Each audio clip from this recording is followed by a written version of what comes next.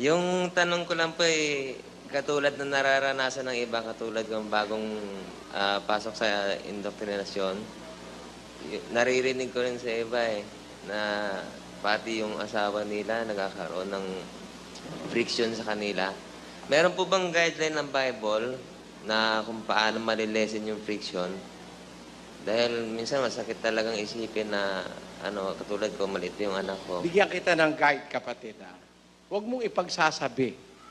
Atin-atin na lang. Ito, bigyan kitang guide. Ang Diyos, gusto niya manalangin tayo, no? He commands us to pray. But He wants us to pray privately. It is an affair between yourself and your God. Bakit gusto niya privately? Kasi nakikinig si Satanas Nagmamasid si Satanas. Kung nananalangin ka privately, walang maririnig si Satanas, hindi niya alam yung hinihingi mo sa Diyos, hindi niya alam yung balak mo. So wala siyang mailalagay na hindrance. Nakukuha mo punto ko? Sama po. Hindi naman kasi alam ni Satanas yung nandito Ang nakakaalam nun, Diyos lang 17 gis ng Jeremias. Ang puso ay magdaraya ng higit kaysa lahat na bagay at totoong masama. Sinong makaaalam?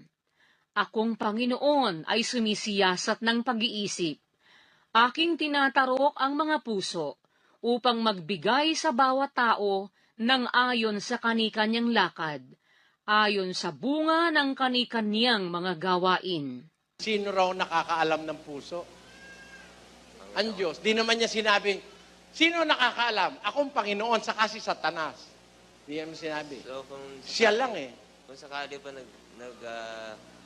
nananalangin ka kasama ng asawa niya, maaring matrick din lalo ni Satanas yung asawa niya. Pwede. Tungkol sa... Pwede. Kaya nga ang hatol ni Kristo, mas maganda manalangin ka privately. Although nananalangin din kami pangkalahatan, pero, di ba meron tayong kanya-kanyang hinihiling nasa puso, hindi naman naririnig ni Satanas yun di ba? No. Yung balak mo, huwag mong paalam kay Satanas, hahadlangan kanya Ngayon, ang ibig ko lang sabihin, mabuti basahin muna natin yung Mateo 6. Datapwat ikaw, pagka ikaw ay mananalangin, pumasok ka sa iyong silid. At kung mailapat mo na ang iyong pinto, ay manalangin ka sa iyong ama na nasa lihim. At ang iyong ama na nakakakita sa lihim ay gagantihin ka. See, sabi sa English, but thou, when thou prayest, enter into thy closet. And when thou hast shut thy door, pray to thy Father which is in secret.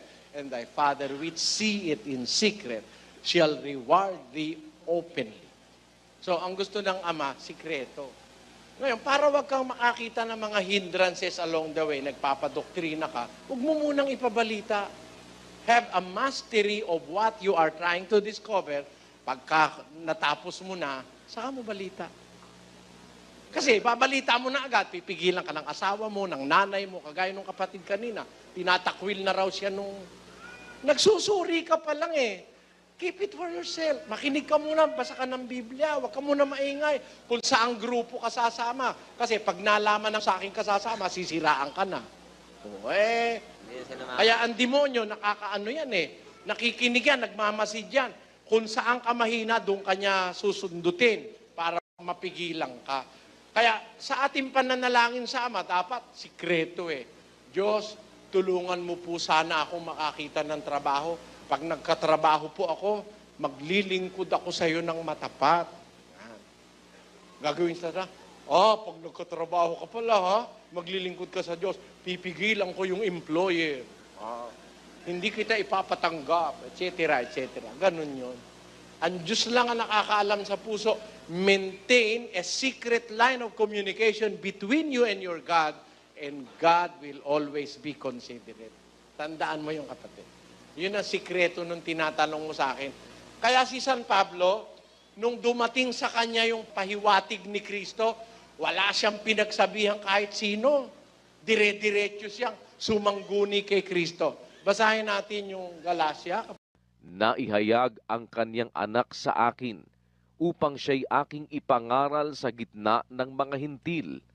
Pagkarakay, hindi ako sumangguni sa laman at sa dugo. Hindi siya nagtanong sa tao. Hindi siya sumangguni sa laman at sa dugo. Wala siyang pinagsabihan. Pagdating sa kanya ng pahayag ni Kristo, dire-diretso siya. Wala siyang tinanong na kamag-anak o tatay o nanay. Kasi baka mapigilan pa siya. Nakuha mo punto, kapatid. Kuha po. Okay. Salamat po sa inyo. Sige, salamat.